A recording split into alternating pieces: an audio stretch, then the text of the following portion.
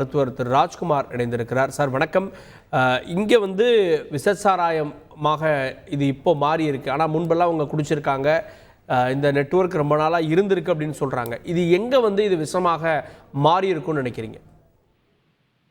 அதாவது இந்த நம்ம எல்லாம் பொதுவா ஆல்கஹால், அதாவது இந்த மதுபானம் சொல்றது எத்தனால், ஈத்தைல் ஆல்கஹால்ங்கிற ஒரு ரசாயன பொருள், கெமிக்கல் பொருள். ஆனா ப்ரொடக்ஷன்ல பாத்தீங்கன்னா அது ஈத்தைல் ஆல்கஹால் ப்ரொடியூஸ் பண்றதுக்கு 10 ரூபாய் ஆகுது வச்சுக்கோங்க. ஒரு 10 சிசிக்கு 5 ரூபாவுக்கு அல்லது 3 ரூபாவுக்கு கூட மெத்தனால் அல்லது மீத்தைல் ஆல்கஹால் என்கிற இந்த ரசாயன பொருளை ப்ரொடியூஸ் பண்ண முடியும். நம்பர் 1. நம்பர் 2, மீத்தைல் ஆல்கஹாலுக்கும் ஈத்தைல் ஆல்கஹாலுக்கும் ஒரே ஒரு சின்ன ஒரு கார்பன் ஆட்டம் தான் வித்தியாசம். ரெண்டுலயும் நமக்கு வந்து இந்த கிக்குன்னு சொல்லுவாங்கல்ல, அது ஏறும். ஆனால் இந்த நம்ம ஜென்ரலா மக்கள் குடிக்கிற டாஸ்மாக்ல விற்கிற ஆல்கஹால் பாத்தீங்கன்னா அது அசிட்டால்டிஹைடா உடம்புல போனோடனே மாறும். இந்த மீத்தைல் ஆல்கஹால் ஃபார்மால்டிஹைடா மாறி பயங்கரமான ஒரு பெரிய ஒரு விஷம்.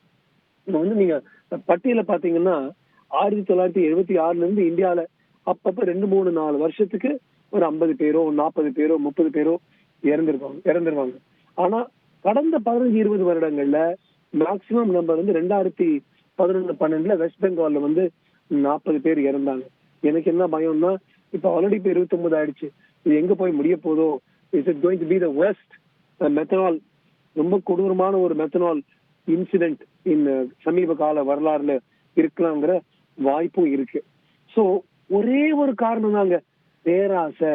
நான் 10 ரூபாய் சம்பாதிக்கிறேன், அந்த 10 ரூபாய்க்கு பதிலா நான் 20-30 ரூபாய் சம்பாதிக்கிறேன்னு கிக்கு கொடுக்கறாரு. இது வந்து நம்ம ஆன்டி ஃப்ரீஸ், பிரேக் ஃப்ளூடுக்கு யூஸ் பண்ணுவாங்க, அந்த ரீஏஜென்டா யூஸ் பண்ணுவாங்க, லூப்ரிகண்டா யூஸ் பண்ணுவாங்க, ஹேண்ட் சானிடைசர் இருக்குங்களே, கோவிட்ல எல்லாரும் யூஸ் பண்ணிருந்தாங்களே, அதுல வந்து முக்கியமா உற்பத்தியானது மெத்தனால் தான்.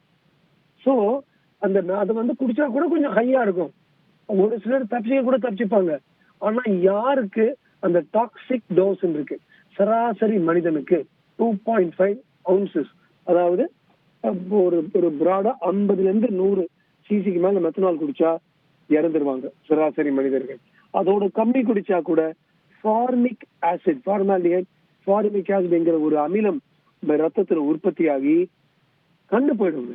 அநியாயத்துக்கு கண்ணு போய் அது ஒரு சின்ன ஸ்டேஜ்ல ரிவர்சிபிள், ஒரு லெவலுக்கு மேல குடிச்சா இர்ரிவர்சிபிள், பெர்மனண்டா நிரந்தரமாக கண்ணை இழந்துருவாங்க ஒரு சின்ன கிக்குக்கு போய்.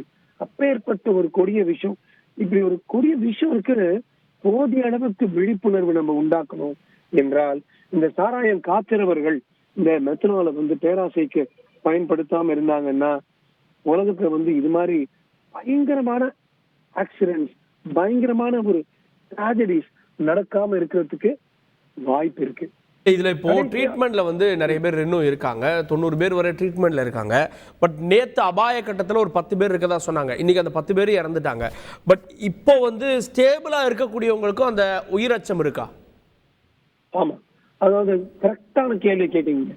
இன்னைக்கு ஸ்டேபிளா இருக்கலாம், நாளைக்கு காலையில பார்த்தா அந்த கிரியாட்டினின் என்கிற வந்து கிட்னி எப்படி இயங்குதுன்னு குறிக்கிற அந்த ரசாயனம், ரத்தத்துல இருக்கிற ரசாயனம் தப்புன்னு மேல போகலாம்.